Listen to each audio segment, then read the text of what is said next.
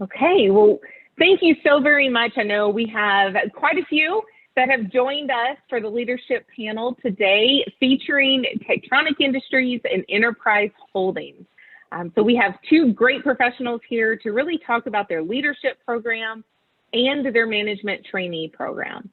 What I love about both of these companies is they are not looking for a particular major as much as they are looking for a particular set of skills and personality and culture fit. And so I am just going to really start off with a polling question first.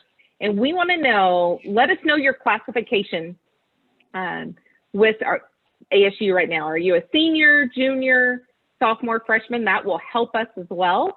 We are always open to questions. And so both of our panelists are wonderful and welcome all the questions that you have, as well as the chat. So I'll be moderating that as we go through, and we'll have a couple of more polls that come through. So it looks like we are pretty evenly split. We've got a little bit of a heavy on the senior side, and then one junior and one sophomore. So that gives us a little bit of idea who our audience is. So let's just start from the beginning, and I'll start with Techtronic. Why don't you guys go ahead and introduce yourself, who you are, and then really why you're here today, and then we'll move right on into Enterprise Holdings. Awesome. Thank you so much, Meredith. I am super excited to be here with you all today. Basically, Petronic Industries is one of those ginormous billion-dollar companies that you probably never really heard of, because we're just a parent company for dozens of small ones that you do buy on a frequent basis. We basically are manufacturers designing and selling power tools, and for departments such as hardware, lawn and garden, cleaning, automotive, basically anything that you can think of when you think of a DIY or a construction worker. We sell all of those products to them. And we work on the cordless platform, which basically drives a lot of loyalty business from customers. So we are currently offering a leadership development program. And like Meredith said, we are not looking for a particular major, but we are looking for people that want to grow within the company, people that are looking to build a career. And we're offering basically this entry-level position for sales and marketing representative that you would go into right after graduation in college, and you grow from there within the company into basically anything that you would like to, because we don't outsource for any of our positions. So you may go into management, marketing, sales, training, operations, basically anything that you can think of, which gives you a lot of opportunity for growth after graduation. And like Meredith said, we're kind of looking more for people who have the skill set and the personality, the culture fit that goes with that, people that are very driven and ambitious, and people that want to grow within the company for sure. All right. So Enterprise, take it away. Let us know who you are and what you guys are here for, and about a little bit about the management trainee program. Yes, my name is Song, and I have been with Enterprise Rent-A-Car for a little over 10 years, and I started my career in the management training program. I'm new to this role, and I took the experience that I had from all of my years in the rental area, and I'm able to use that experience to bring on new talent. Enterprise Holdings, which is Enterprise Rent-A-Car, National, and Alamo. We are the leader in the car rental industry in over 80 countries. One really special thing about us is that we are privately and family owned by the Taylor family. Our culture is focused on employee development because we only hire from within. The other fantastic thing about our culture is that this is actually a very fun place to work, and that's why I've been here for so long. We have a management trainee program that is focused on entry-level position, where you would come into the program and it lasts about 9 months to a year, depending on how determined you are and how much of a self-starter you are. After you have completed that program, we have multi-facets of our business that you can go into a support position like HR, fleet management. We have exotics, box trucks. I mean, where you can go is just endless with our company. So we're really just considered a total transportation company now, and not just a car rental company. Awesome. So we have talked quite a bit about culture, and that is where I want to start today, is really kind of identifying what that culture is for both of you.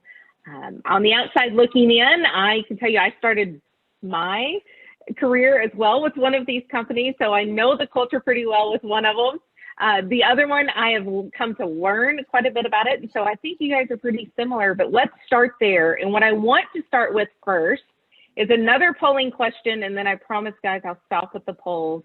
But we want to know a little bit about what you want to know about today. And so we are going to launch this poll.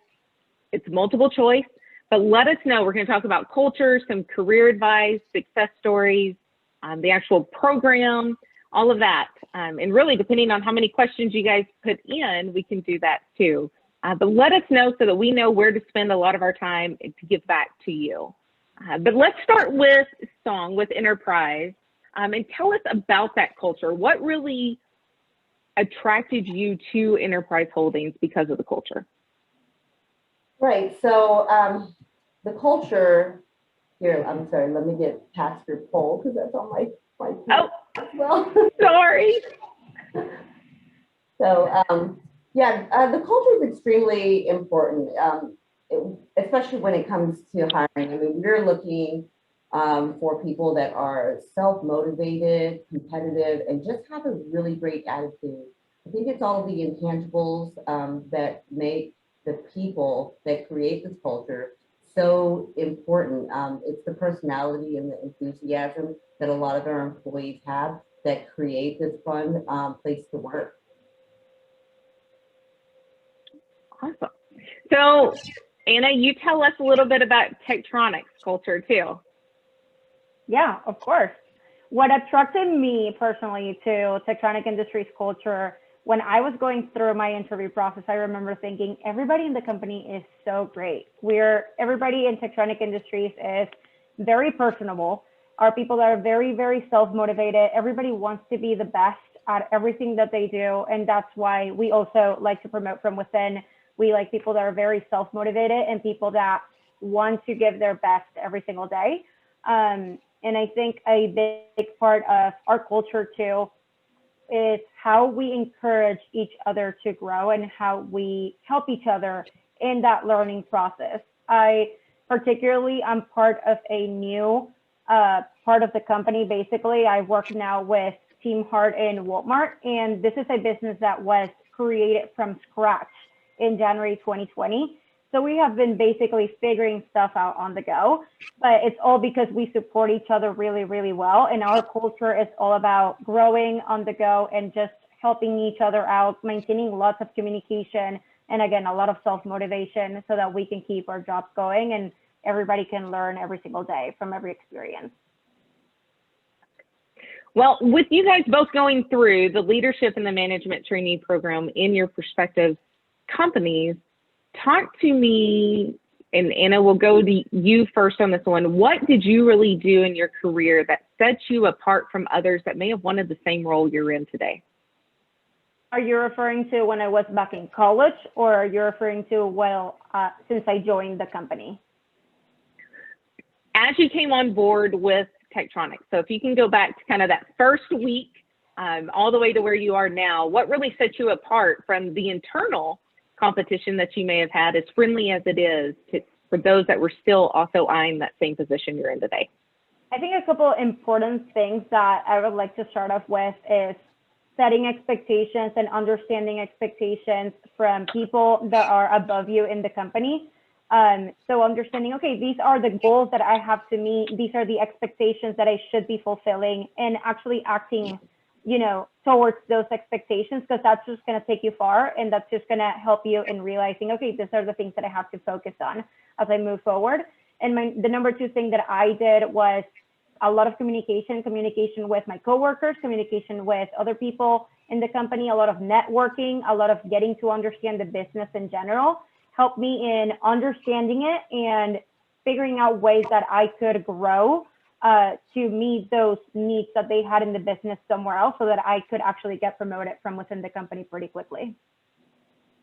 Okay. You make it sound very easy, Anna. Absolutely very easy.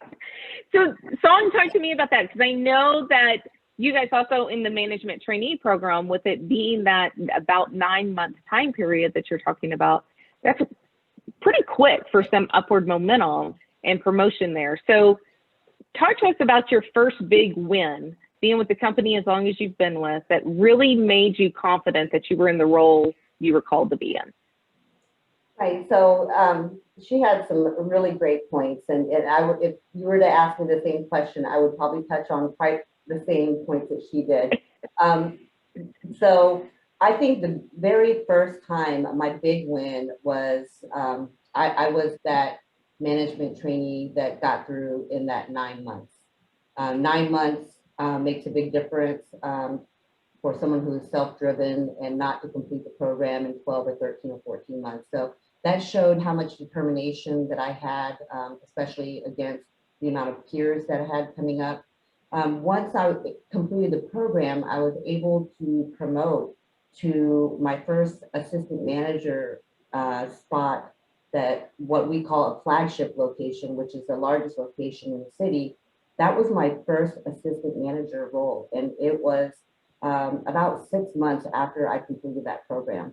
And I was given the responsibility and trusted with a major operation, from everything that was taught to me from day one, using it in real time, day-to-day situations. And so it wasn't just the on-job training that helped me build my confidence even more, but it was that the company had trusted me with such a large part of the business, that was my biggest first win. Awesome. So I'm going to share our results, because I think we're on the right track of what everybody is wanting to hear. So right now, everybody is pretty heavy on culture, day in the life, the process, and some internship opportunities, which I know looks different for both. And then we've got some slight interest on the program itself and the career opportunities. So as we kind of continue forward with a little bit of the culture and the day in the life, so you mentioned and really referenced that trust, right? It wasn't just the things that you learned, but the on-the-job training and putting it into practice day to day. So can you talk to our attendees a little bit about what a day in the life looks like at Enterprise Rent-A-Car or National through that management training program?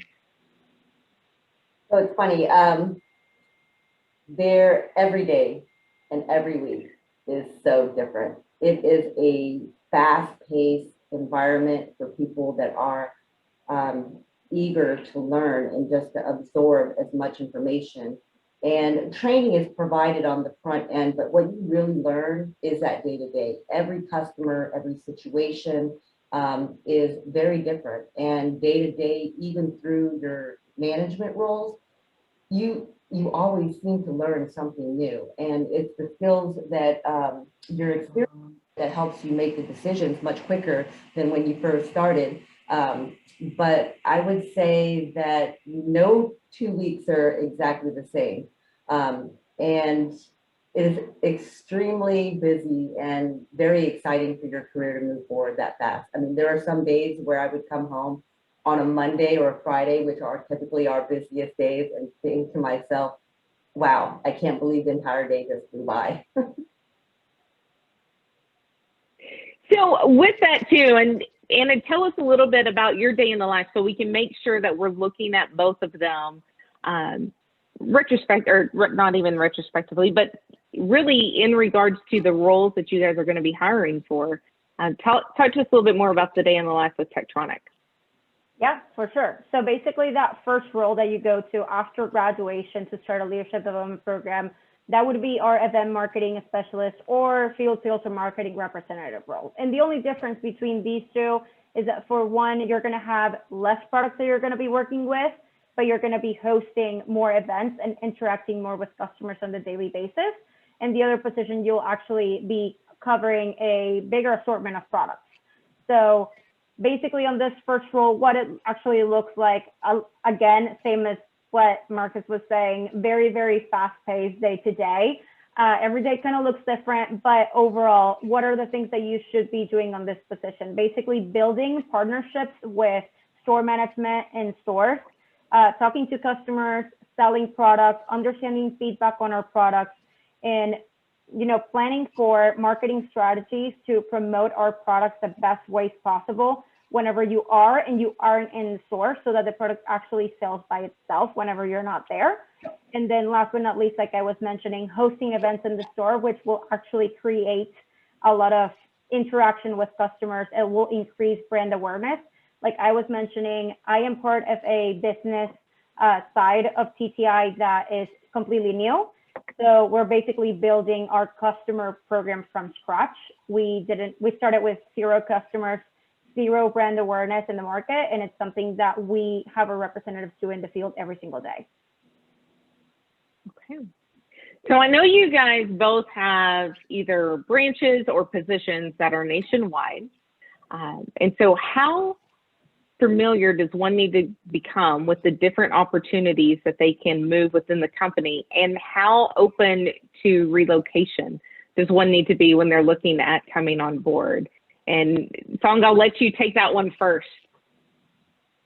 Okay, so just to touch on the relocation piece, Enterprise, National, and Alamo were located in every major city and are in-town locations. I think that if you look at it, we have a location almost 10 minutes from where anyone could be. And so relocation is not something that is necessary to move up within the company. But if you did need to relocate, we have the opportunity to transition to another group or city where you would be able to continue on your career there. There are different parts of our business that are primarily located in different areas, like our corporate office is located in St. Louis. And so if you did want to progress your career into a corporate role that is up in St. Louis, you have the opportunity to move and to relocate where there's compensation packages, of course, and relocation packages to get you there. But within the rental, the daily rental, you can relocate, but when you get to the branch manager level and above, there are opportunities that open up to you nationwide that you can apply for. And Anna, what about you? How does that relocation look there, and how open does one need to be with the position and where the location they may want to be? I think that's definitely something that's very important to take into consideration, especially for those of you that are graduating this May or December or maybe next year, because those are things that you definitely want to plan in advance for. In TTI, I would say relocation is not necessary, but it is important depending on what you want to do with your career. Really depending on the area that you start the program in, you can build within that area, within that city, or you would have to think about relocating for specific positions. So for example, our marketing, human resources, and training are all located in offices that are kind of like national offices for us. So we have one in Anderson, South Carolina, one in Charlotte, North Carolina, and then one in Milwaukee, Wisconsin.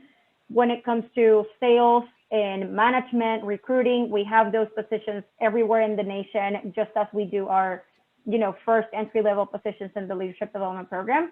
So really, depending on what you want to do, you can either go into an office and work in the corporate environment, or you can work on the field or remotely if that's what you're looking for. And we will have definitely opportunities for that. I would say being open to relocate will open so many more opportunities for you to grow rapidly within the company. It's, again, not necessary, but it definitely does give you a lot more campus to explore those opportunities right after that first sales and marketing representative position. And when you have been in that position for about 7 months, you have undergone your second professional training. After that, you can actually start applying for promotions nationwide. They can be for either the corporate environment or field positions, management, sales, anything that you can think of. And you can either stay in the city again, or you can relocate for that position if you want to.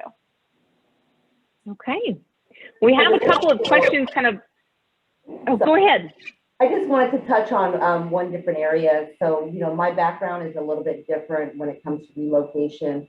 We were a military family, so I married into the military, and we were stationed in the Fort Hood, Killeen area. And so the way that I made it down into the Austin market when my husband retired was the company found an internal position that I was able to seamlessly transition into without really a time gap. So it's something also to look at if anybody is affiliated with the military and you have moves that you have to make, and ultimately you're worried about your career being primary and not just your spouse's career. But that's an opportunity that we also afford a lot of our employees to be able to transition to other areas and try to help them find a location. That's a great point that you bring up, Song, is that relocation isn't always just to jumpstart career, to grow your career, but also to be able to stay with the company that you're really enjoying so much. Thank you for bringing that in. So let's talk a little bit about the right fit. And we've got a lot of questions that are coming our way around that, but how do you guys find the right fit for the culture? So we've talked about go-getters, we've talked about self-starters, people who really want to kind of have that entrepreneurial spirit within your roles there. What is it that you guys did both in college, if you already knew you wanted to go with Enterprise Holdings or Techtronic, or if you didn't, how did you come to that realization? And Anna, we'll go with you first. Sure. I had never heard about Techtronic Industries when I was back in college. I got the manager in the area actually reached out to me through Handshake, which, I mean, I love Handshake. I'm really glad that ASU got on it. But anyways, he reached out to me about TTI, and he was like, hey, I would love to talk to you about it. We actually went to a coffee shop, and we met in the coffee shop. He invited me to coffee. We talked about the program. He asked me a couple questions, and talking to him, and I asked questions like, hey, what is your favorite thing about TTI? And that tells me a lot about the person that I'm talking to, and that tells me a lot about the company too. So that's definitely a very important question to ask throughout your interview process. Another one could be, where is the company leading towards to? What are the most important things for TTI right now? Is it growth? Is it the people? Is it the products? Is it, expanding their consumer base? Or what are they focusing on right now? And that tells you, again, a lot about what you're going to be focusing on your everyday today with that company.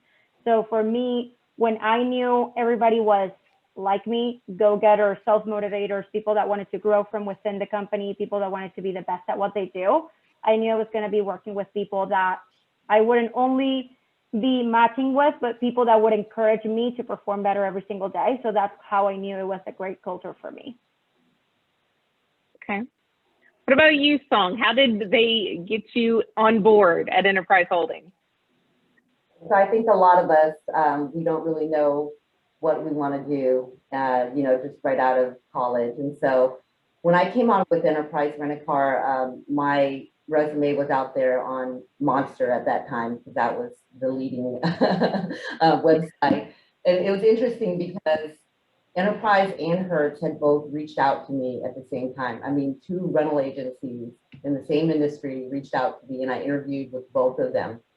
And looking back, I had to do a really deep dive into both companies to see which company that I wanted to go with, and one of the things that I think that changed my mind was that Enterprise, was a company that was developed by one man, Jack Taylor, in the 1950s. The company's name is Enterprise, that is named after the USS Enterprise because he is, a Navy veteran.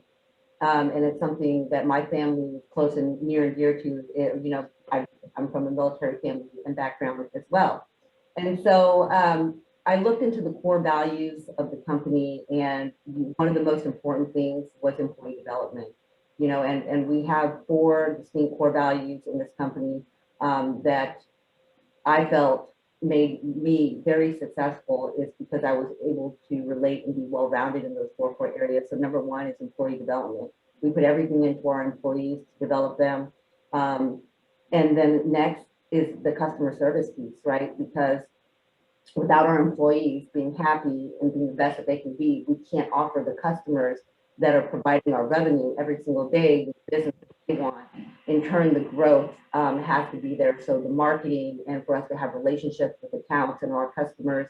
And the very last thing, which seems to be sometimes the most important, but without all of these 3 core areas, that's the profitability in this company. So, I mean, for this company to lead in more than $20 million of revenue generated within a very short period of time was amazing to me. And so I thought to myself, why go with number 2 when I can go with number 1? So when I interviewed for this company, I actually had the opportunity to meet a couple other people that were interviewing at the same time. And I noticed that all of us were all like-minded people. And that's what made this company and this culture so successful. But one of the other things that I noticed, and it is one of the most important things that I look for as a recruiter, are the intangibles. I think that we can teach all of these fantastic skills, sales, marketing, but what about the people piece of the business? And that's what was, has been so lost in the past. And so the people that we hired were like me. They were enthusiastic. They came to work every day with an open mind and the ability to be coachable, and to have the ability to have relationships beyond, what corporate America expects. But that's what set me and this company apart from anywhere else. And that's when I knew that I was in the right place. So I love that both of you talked about when you knew it wasn't compensation, it wasn't benefits, it was all the soft things that you really have to interact with companies to find out how are they going to be a good culture fit, not only with yourself, but how are you going to fit in with the company. So I love that. And with that being said, you guys are both customer focused, right? And so that sometimes can bring some of the unknown to what you would expect you're going to be doing out of college. And so if I think, how you're running the branch and your people focus both in the rental business or in the retail business, what are some of the things that you never thought you would have to do in your career that maybe you ended up doing in a normal day at the branch or in the store? Song, I'll let you take this one first. So our current times, I never thought that from a customer service perspective that I would be in a mask and gloves, walking around with disinfectant, making sure that our customers understood that their health and their safety and that PPE is so very important. So years ago, or even last year, I would have never envisioned myself having to go the extra mile to ensure the safety of all of our customers. So that is probably the one thing right now that stands out above the rest. But besides that, before COVID came into our world, I think it was we serve you to a customer that made the biggest difference for me. And what I've learned through my career is that the service that we provide to our customers are not just based on a day-to-day activity that it's normal. It's really just going above and beyond. So, there were a lot of aspects of customer service, of things that I didn't think I would have to do, deliver cars to people, to wait for someone to come pick me up from a remote location because that person possibly, wasn't able to walk, or they're disabled, or, have to go out to the side of a road to help somebody, someone that was maybe elderly where they had a flat tire. I mean, there's just all types of situations that I never thought that I would have to do. But at the end of the day, it's extremely rewarding for somebody who enjoys the happiness of other people. What about you, Anna? What's some of the craziest things you never thought, being so customer focused, that you would be doing in a retail store? I think I wasn't really expecting any of it. When I went into the role with TTI, I was more looking forward to the leadership development program, that I was looking forward to that first role, if that makes sense. So when I came into it, for me, having to first learn how to utilize power tools, I'd never used any power tool, a drill, in my life. And I was having to explain to customers how they could benefit from buying our drill versus a competitor brand. So to me, that was definitely crazy, something really unexpected going out of college. But definitely just, you know, having to persuade customers. I never really saw myself as a salesperson when I was back in college. And when I went into this job, I discovered that I could persuade anybody if I did my research and I felt confident about myself and my skills. And for me to actually, you know, convert someone from another brand into our brand, that's kind of like what we go by. That to me is extremely rewarding and crazy to, you know, just look back and see myself doing all of that in my first couple months with the company, because nobody really taught me how to do that before joining TTI. And I wasn't really expecting that I was going to be doing that on my day to day. And it was extremely fun. Awesome. Well, I always like to hear the things that we never expected, right? And I think those unexpected things continue throughout careers. So it's always fun to talk about what we're all still learning that we never really expected to do in our professional life. So let's talk more about the opportunities and really the interview process around that. And so Anna, we'll start with you. How do you choose who you're going to interview with? So if you're on Handshake, how do you determine who gets that first call? That's a great question. I think a couple of different things that I look for whenever I am inviting people to join our interview process. I look at when they are graduating, of course, so trying to keep that updated. If your graduation date has changed because of COVID or you're doing a master's now, try to keep that updated as much as possible. Number two, your participation in any school organizations, even if it is, I am the president of the Chinese club, I want to read that in there. That's definitely going to give you a little bit more leverage going into the interview process.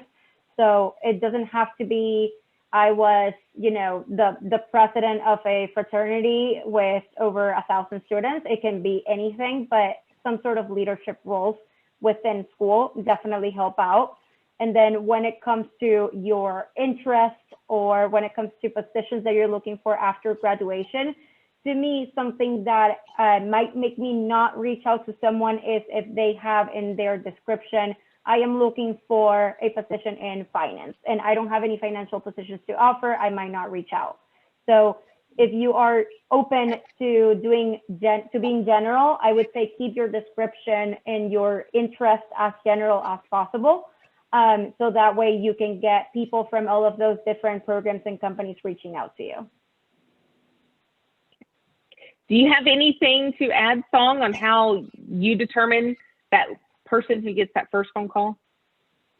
Yeah, we have quite a few similarities with our recruiting process and, you know, looking into applications and resumes that have been posted online.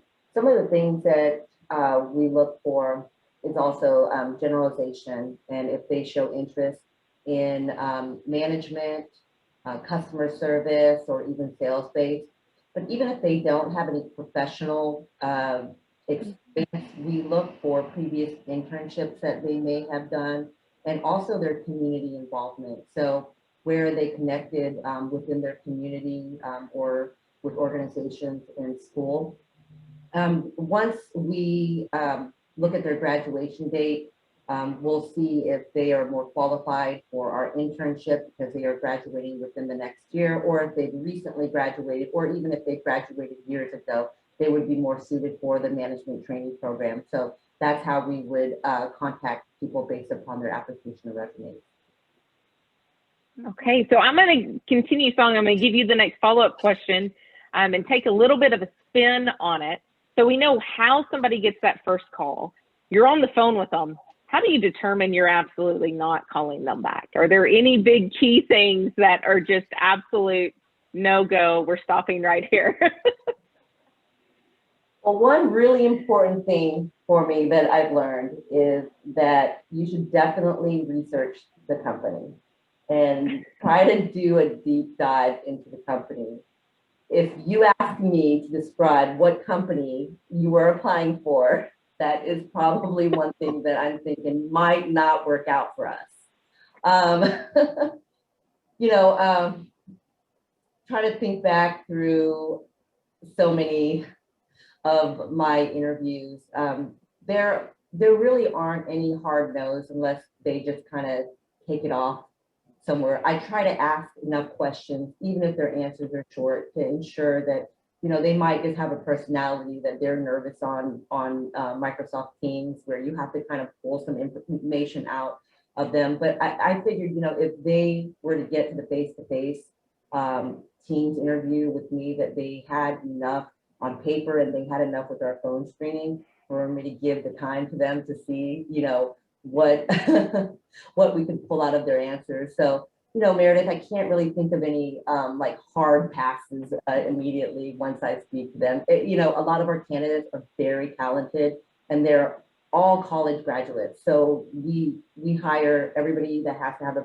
bachelor's degree. And so they've been through some sort of formal communications classes or interviewing classes prior to getting to us. So we get some pretty good candidates.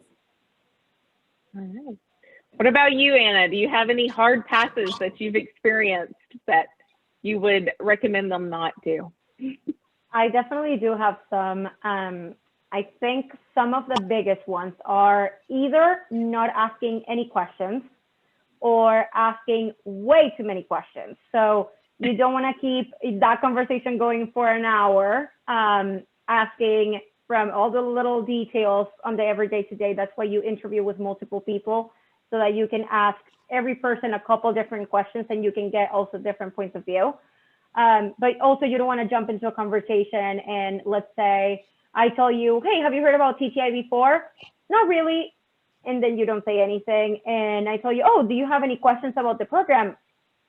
No, not really. I was just expecting you to tell me about it. You know, I would definitely love seeing some research and some sort of question, even if it's about what's the day-to-day looking like, or what's your story with TTI? You know, you can even ask me something about myself if you want to. That's totally right. I think the one question that I would avoid in the first interview, and depending on how long the process is, and the second interview, is asking about the pay for the program. For me, if you are interested about the money and you're not a self-motivated person to grow within the program and you just care about the money as your end result, I don't think you're going to be a great fit for the program. So personally, I would recommend keeping that question for your last question in the interview process. And nowadays, you can even go on Google and you can find what the average pay is for the job. So if you don't know whether or not to get involved in the interview process in the first place, again, do your research, go online, look about the company, look about the pay, look what other people have to say, and then actually ask questions as you go, moderately. And towards the end, you can ask a little bit more about those, you know, pay and benefits type of questions. All right. Great tips. And thank you, Anna and Song, for sharing those with us.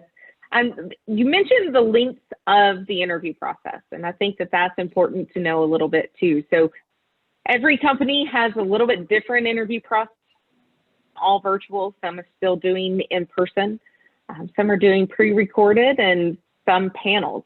And so talk to us individually about your process. And Anna, we'll start with you first, and then we'll go to Enterprise. Sure. I'm wondering, how does someone do a pre-recorded interview? That sounds really interesting to me. But it is very interesting to help somebody with, for sure. Yeah, I've never heard of that. Okay.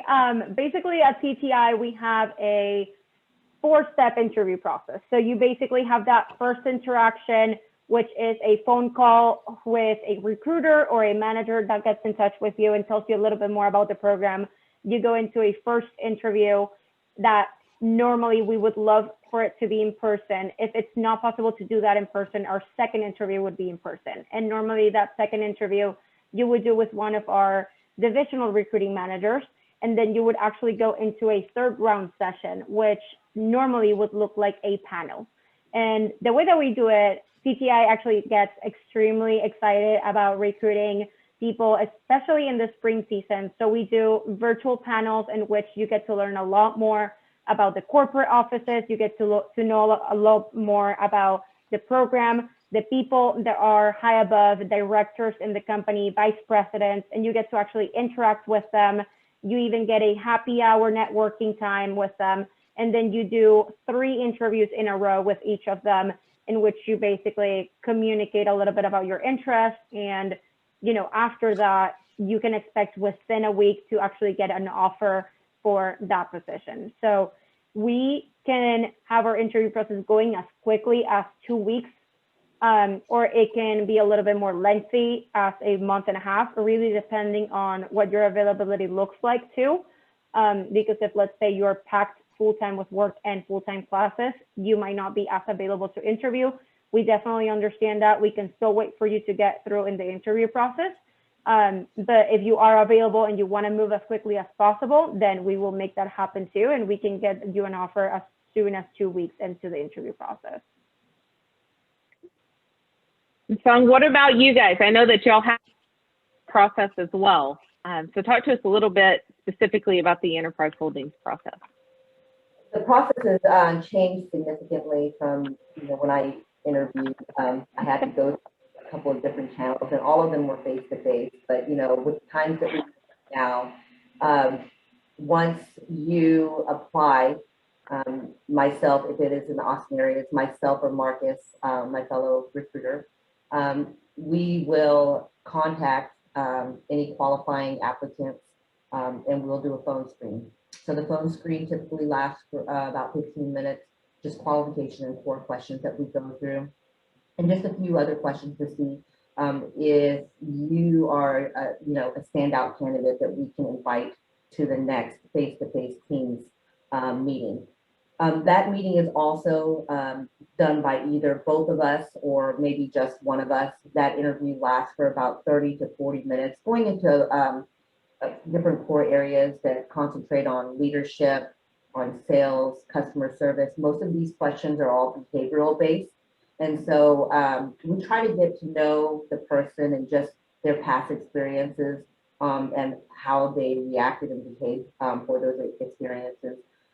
Once they go through that interview, if they are invited to the last and final interview, it is typically with the hiring area manager that's over one of those locations, and a secondary person that could be from HR, or it could be one of our group rental managers via Teams from West Texas, or even our, you know, our top guy, which is this guy named Howard Zero. And so it's never the same. People are invited to come into the interviews to just gain some experience, because as we are always teaching and coaching people how to develop themselves. And one of the things is being able to interview people. So, I mean, as you know, when we graduate college and come into the job field, if someone were to say, hey, can you conduct this interview? You're like, no, because I've never done it before. I've only been in an interview. So we do also coach and develop our employees to sit in on these interviews so they can experience them, and then they're able to conduct them as a manager in the future. Okay, so one of the good questions that came in from one of our attendees is, what are some good questions to ask? And so with both of you having multi-step interview processes, I'm sure there are great questions at one end. Anna, you've already shared some bad questions at the very front that you wouldn't ask, but what are some good questions to ask? And Song, we'll start with you on that. You know, so my answer is very different than Anna's. So our compensation plans are very transparent, and they're listed on our website. And so most of the people that we have come in, I'm not going to say most, some of, because as times change, people's motivations change. And you know, 8 to 10 years ago, there were a lot of people motivated by money. They were motivated by rewards and commission.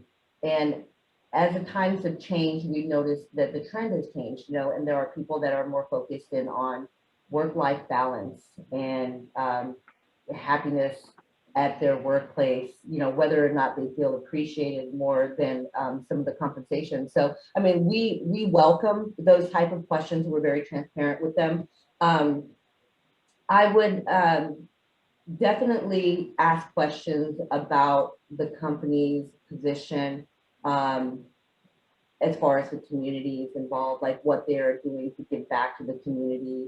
I would also ask questions, primarily for our industry, with COVID being so relevant, where we can see the next year or two as far as our fleet and where we are with growth and profitability with all the changes to the travel industry. I would also ask the person who's interviewing what their path looked like and what motivated them. I think it's important to get that piece of knowledge and just connect you with whoever you're interviewing with. All right. Well, we are coming up on almost an hour that we have had our attendees listening and going. So as we can start to wrap up and completely open it up to the Q&A, I'm just going to open it up to you guys to talk to us about what you're recruiting for currently and how one could interact, be through Handshake, some upcoming career fairs. How would they know about upcoming opportunities as well? So for Techtronic Industries, we are going to be definitely on both of the career fairs. You're going to be able to see us in the all majors and the business school career fair. I'm going to be there personally with my coworker, Shelby Aschenbeck, and Shelby's actually an ASU alumni.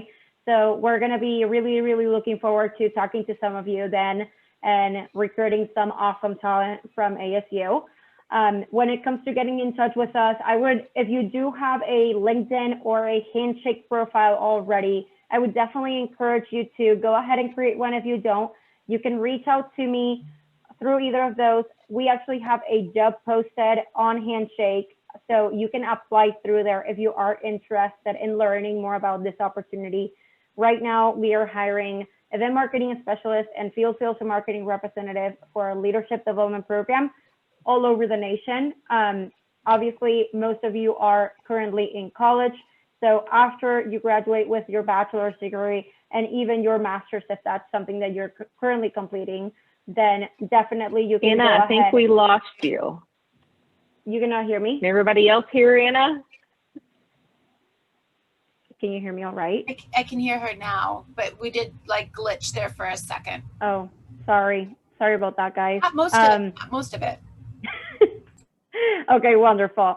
I was saying that you can go ahead and apply in the job posting on Handshake and then learn a little bit more about the position. If you are currently in college, when you are getting close to that graduation time, you can go ahead and get in touch with me or apply. I would not wait till after graduation, get ahead of the game, start applying right now if you're graduating this summer, and just try to get a position. We are offering nationwide, so anywhere that you're looking to move into after ASU, we have that for you, and I'm really looking forward to speaking one-on-one with some of you on the career fairs and providing you with some of those opportunities.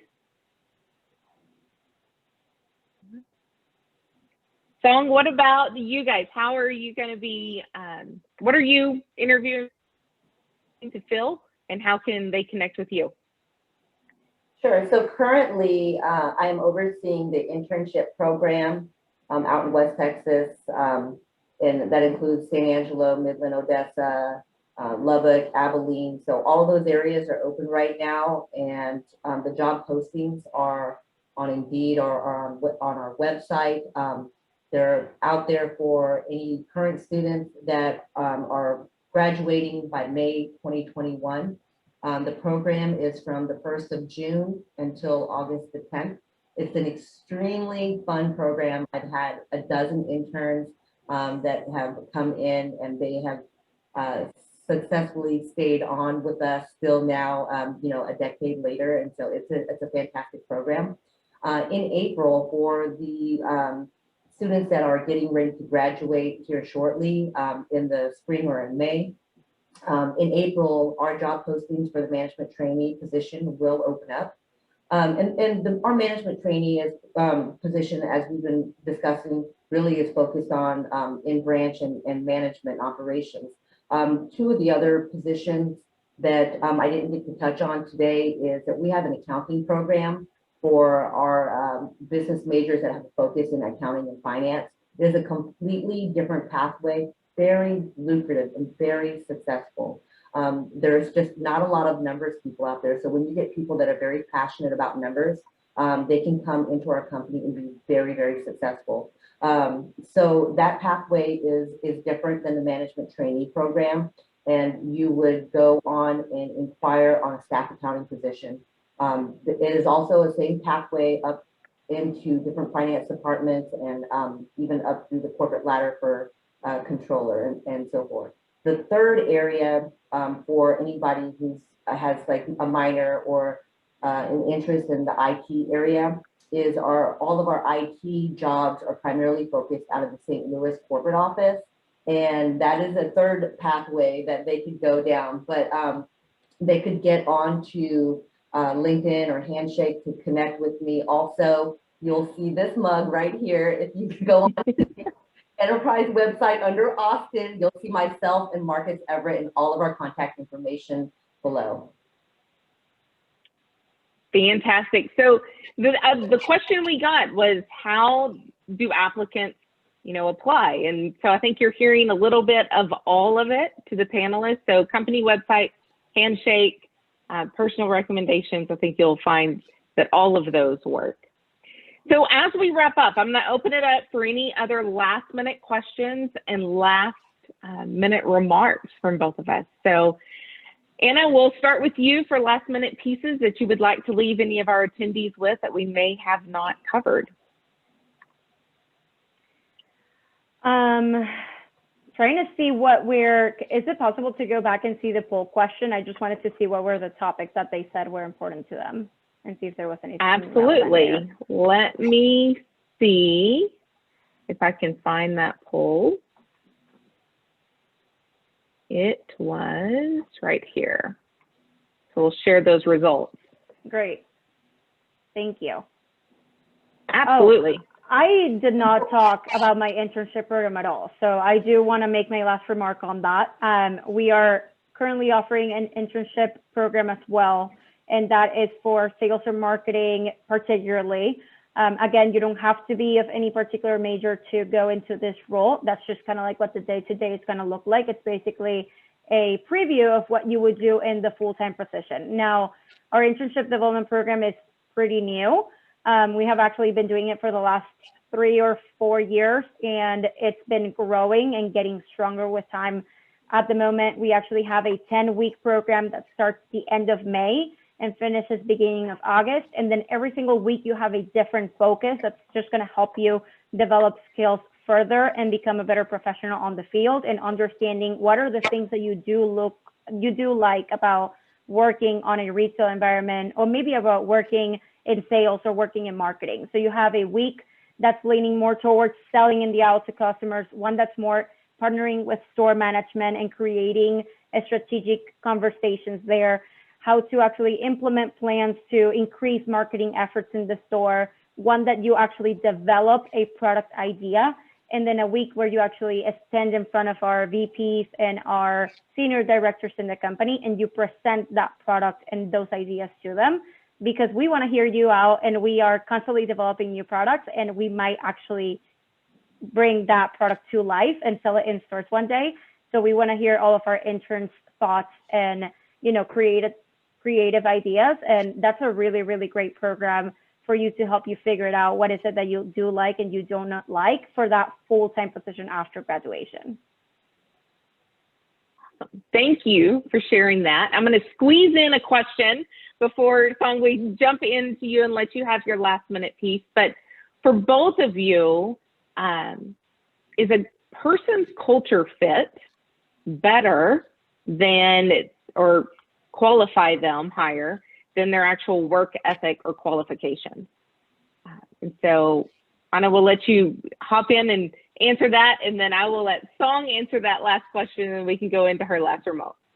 Great. So I would say a person's culture and work ethic is definitely extremely important. Our only requirements in TTI is to have that bachelor's degree, to have that work authorization to work right after college.